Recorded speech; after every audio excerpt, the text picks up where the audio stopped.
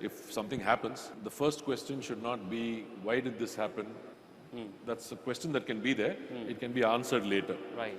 Why did this happen to me should never be a question that should be encouraged to be answered also. Very true. If something happens, it happens. Why it happened, we'll analyze it later. Correct. All we need to understand is what needs to be done now. Correct. I think that is the focus that we need to have. I'll give you a small example.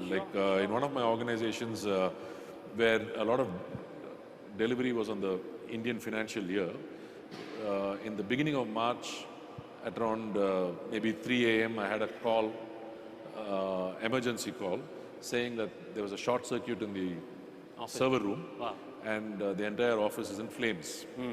So the calls kept coming. Right. And they sent me videos on my phone on how it was, like the flames were coming out of the window. Right. So I knew nothing that I could do. Disaster situation. Yeah, so my wife said, come, let's go. I said, I don't want to go. I said, what are you going to do? I said, I'm going to sleep. So I went back to sleep. Yeah. Not for anything else. It's just that I checked if the fire engine was there and all. I could not go into the office. Right. I would not be allowed. Nobody can go in.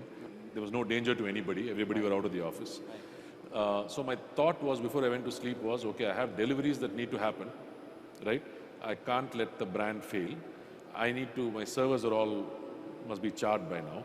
I don't know what I can recover. So the focus should be on how do I reinstall my data, which is backed up somewhere, and how can I conduct my ops in an environment. These were questions that need to be answered. True. So I said, I'll wake up in the morning and I'll answer those questions. Now I can't do anything about the fire that's going on. So let me get my sleep so that I can address these questions better in the morning. Super. Practically, there's nothing you can do about it. Correct. But you need to answer the question. So ask yourself the right questions in a crisis situation. Don't freeze. Don't go panic. into what they call as negative panic. Some amount of fear and some amount of anxiety is good because it keeps the adrenaline flowing. Correct. But too much of it, you'll freeze. Right. So if you freeze, nothing productive is going to come out of Very it. true. Very true. So you've got to be able to calm yourself down and address the situation. Whatever crisis it may be, it may not be the same thing, it may be something similar or less drastic. Correct. But you've got to just train your mind to see what needs to be addressed on priority. Yeah. And ask certain other questions later that you can learn from.